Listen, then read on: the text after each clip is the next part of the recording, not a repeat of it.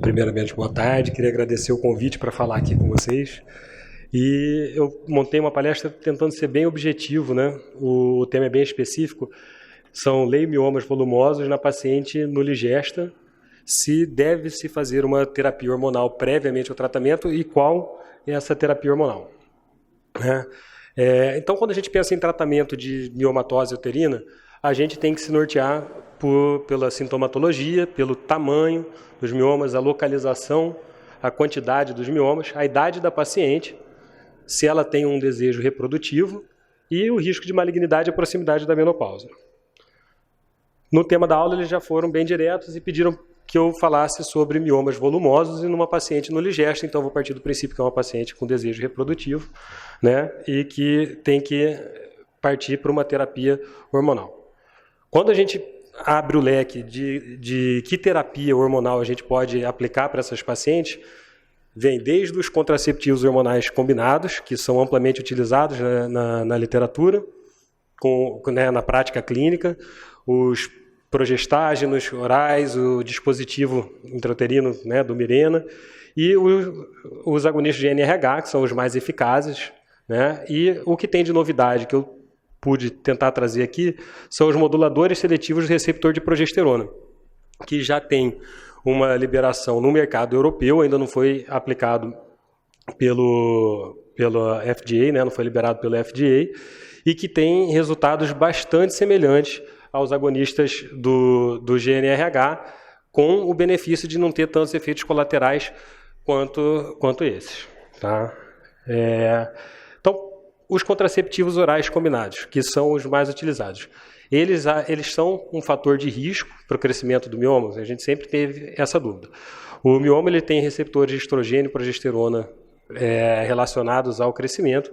Eles são fatores de risco, sim, mas não há uma contraindicação formal, há um respaldo da literatura, né, para que a gente use para controlar o sangramento. Ele não age diminuindo o mioma, não age em qualquer dessas formas. Ele age, sim, evitando a proliferação endometrial e dessa forma diminui o sangramento. Tá? O que é importante a gente fazer? Que monitore o crescimento desse mioma com exames de imagem periodicamente e até aguardar a cirurgia. Tá? Na mesma linha de raciocínio, tem os progestágenos orais, aquelas pacientes um pouco mais idosas, acima de 40 anos, que não podem usar o estrogênio, e que também podem resultar numa promoção do crescimento dos miomas. O que tem de novidade nisso é o Dienogest, que tem sido estudado por conta da endometriose. A gente tem visto que tem uma redução no volume dos miomas, pequena ainda, não tão grande comparáveis aos agonistas do GNRH e nem aos moduladores seletivos dos receptores de progesterona. E em relação ao dispositivo intrauterino de levonorgestrel, ele é aprovado pelo FDA para tratamento do sangramento menstrual excessivo, mas a gente tem que, nos casos da miomatose, reparar pela alteração da cavidade, que ele é um fator de risco de expulsão quando tem uma distorção muito evidente. Tá? E também, seguindo, não tem muita alteração no volume dos miomas. Eu vou focar um pouco mais nos agonistas do GNRH, que nas duas revisões de literatura, né, eles são os que têm evidência científica de redução de volume nos miomas e uma diminuição significativa do sangramento.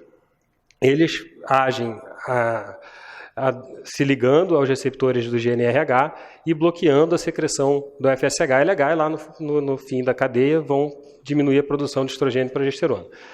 No efeito inicial, quando ele se liga, os agonistas, quando se ligam, eles têm o efeito flare-up, né, que eles aumentam ao sangramento pelo aumento da produção desses hormônios. E depois de 1 a 3 semanas, eles têm a down regulation, que é quando eles efetivamente vão agir. E associado a isso tem os efeitos colaterais, que o Ricardo expôs muito bem anteriormente, e que é a grande falha, né, o grande fator de descontinuidade desse tratamento. Mas quando a gente pensa numa terapia hormonal pré-operatória, isso vai ser feito por um período curto, né? Por até 3 meses antes da cirurgia, só 3 a 6 meses para reduzir o volume para as indicações que a gente vai discutir um pouquinho mais tarde. Tem fogacho, distúrbios do sono, depressão, mialgia, artralgia, atrofia vaginal, e pode ser feito, se pensar num efeito um pouco mais longo para a redução, uma terapia de add-back. Nesse caso, a gente pode usar estrogênio com progesterona, a tibolona, como uma terapia de add-back. Também, parecido com eles, tem o antagonista do receptor do GNRH, que tem o efeito imediato e com os mesmos efeitos. Voltei aqui, como é que é?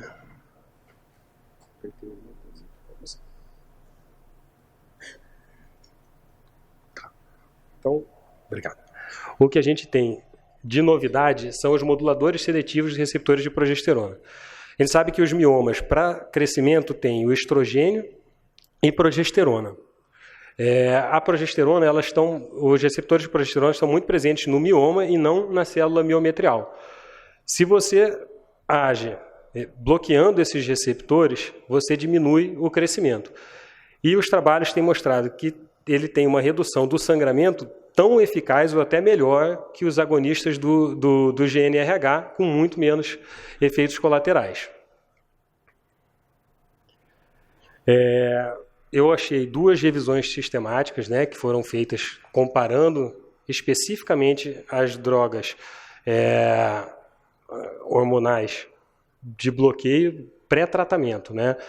E as 2 revisões elas foram bastante persuasivas em dizer que você deve usar as terapias hormonais prévias quando você pensa nos benefícios de melhorar a parte hematimétrica da paciente, se a paciente é uma paciente que está descompensada do ponto de vista hematológico, quando você pensa em uma redução dos volumes desses miomas que vai mudar a sua via de cirurgia, seja trocar uma laparotomia por uma laparoscopia, ou uma incisão vertical por uma incisão de Fanny-Steel.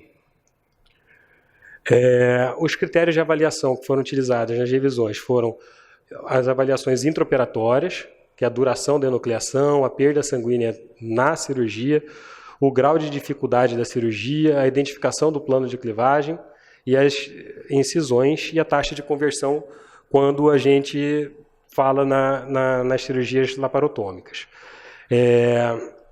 Quem faz cirurgia laparoscópica, principalmente, sabe que quando se usa os análogos, ele tem uma perda do plano de clivagem e que dificulta um pouco esse plano, né, para a divulgação do mioma. Mas o que foi relatado só achou significância em estatística no tempo de sangramento, na taxa de hemotransfusão, e houve uma maior recorrência dos miomas. Por quê? Quando a gente usa os análogos de GNRH, você vai causar uma diminuição importante dos volumes desses miomas e dessa forma você não consegue palpar esses pequenos miomas e depois, futuramente, ele tem uma recorrência. Mas, por outro lado, você vai ter o benefício de já ter realizado uma incisão, já ter feito uma cirurgia, são miomas pequenos e que vão proporcionar àquela paciente que tem um desejo reprodutivo a oportunidade de gestar nesse interim. Voltando um pouquinho para o Liprestol, foram feitos 4 grandes estudos, tá? O Pier 1 e Pier 2, eles calcularam, compararam os moduladores seletivos do receptor de progesterona com o Leuprolide. E o controle do sangramento foi mais eficaz que o Leuprolide nos primeiros 3 meses de tratamento. Com isso, ele foi liberado para uso por um período de 13 semanas pré-cirurgia. Existem 2 grandes estudos que estão sendo realizados, Pier 3 e Pier 4, que avaliam a utilização dessas drogas a longo prazo. Aqui foge um pouco da nossa avaliação, que é um estudo, porque a função de você estudar a longo prazo seria de, nas pacientes que estão próximas à menopausa, você tratar com uma medicação oral que levasse a que não fosse operado. Então, você pode tratar a longo prazo. O que eles foram avaliando? O uso contínuo da progesterona, dos receptores de progesterona, eles vão causar alterações no endométrio, espessamento endometrial, alterações nucleares, mas que não levariam a uma hiperplasia endometrial e não são consideradas fatores de risco para um câncer de endométrio. Ou seja, são alterações temporárias que cederiam quando a gente para com o uso da medicação. Ainda não está liberado, né? E o esquema que é proposto são terapias de 13 semanas, parando para sangramento espontâneo, menstruação espontânea, e segue a longo prazo, ao longo dos anos. Então, assim, o que a gente leva para casa disso tudo? Existem as terapias que são mais eficazes, que é o agonista do GNRH, e uma terapia inovadora que vem dos moduladores seletivos dos receptores de progesterona, mas que devem ser utilizadas quando você pensa nessas funções específicas. Diminuição do sangramento, melhora hematimétrica pré-cirurgia e mudança de via de cirurgia. É lógico que cada um sabe o ambiente onde está.